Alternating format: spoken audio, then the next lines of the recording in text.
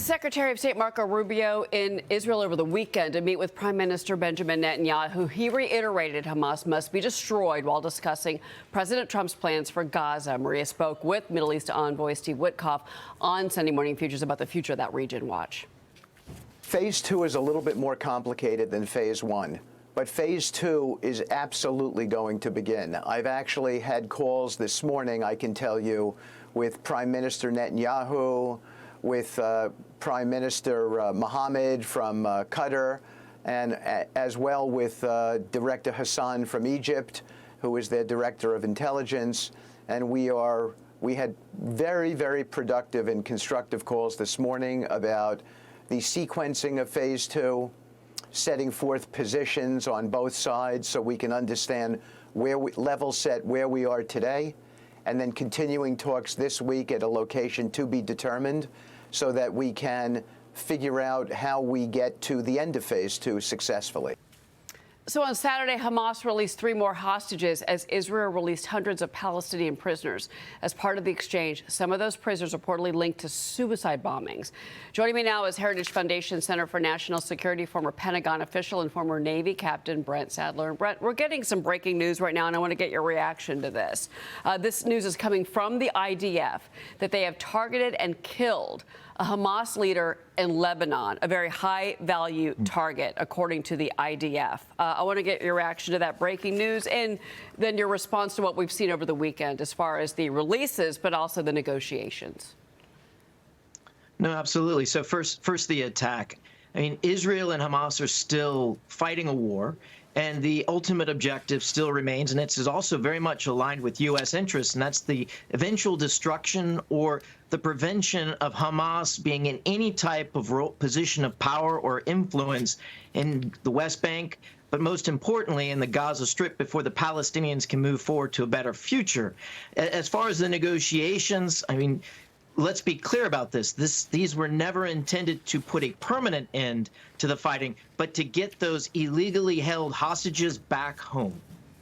So the question now is how these negotiations are going to go, because it has been made very clear in particular by Prime Minister Netanyahu, that the future of Gaza, there can be no Hamas. They cannot be in the region, but they also cannot have any ties to the government whatsoever.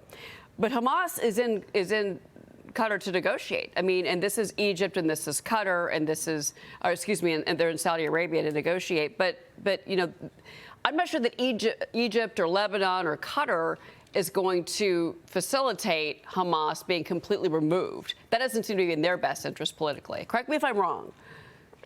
No, I think that's about right. I mean, there's a reason why these countries, these other Arab countries, have not welcomed the Palestinians back into their country. There's a sad history of their groups like Hamas, but even the Palestinian Liberation Organization not coming as good guests into these other countries, and has caused a lot of problems. So they're not really welcomed. At the same time, I think all the parties in the region want to see a better future for the Palestinian people, and now increasingly an acknowledgement of Israel's right to exist, most notably by Saudi Arabia, as we look to things transpiring hopefully in the near future, the Abraham Accords.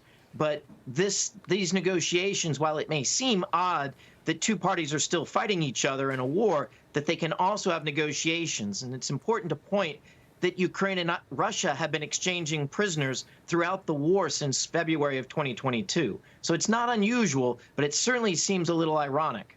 All right. And also, too, real quick, before we move on to the topic of Iran, because I want to get that in with you. But so you've got Secretary of State Rubio, you've got National Security Advisor Michael Waltz, and then you've got Special Envoy Steve Witkoff, who was on with Maria yesterday on her program. So these three, what do you think the best case outcome is for these three? Because they're heavily involved in these talks.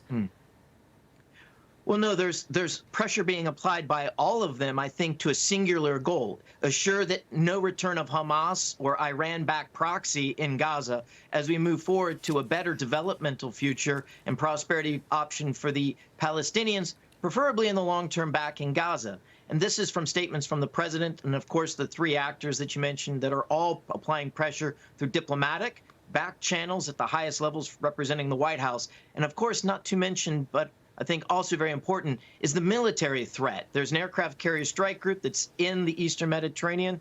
There is also a lot of other forces that could be brought to bear. So when President Trump threatened that the hostage release program needs to get back on track before a noontime Saturday deadline, it did have an impact. Well, certainly, released. Donald Trump's remarks last week had an impact on the release that we saw over the weekend. Hamas, definitely honored their side of the agreement. So Israeli Prime Minister Benjamin Netanyahu is vowing to counter Iran's aggression, and he said this during his meeting with U.S. Secretary of State Rubio yesterday. Watch this. I want to tell you that it's heard loud and clear here and everywhere else. Today, Secretary Rubio and I had a very productive discussion with our staffs on a number of issues. None of them are more important than Iran. Israel and America stand shoulder to shoulder in countering the threat of Iran. We agreed that the Ayatollahs must not have nuclear weapons. And we also agreed that Iran's aggression in the region has to be rolled back. Over the last 16 months, Israel has dealt a mighty blow to Iran's terror axis.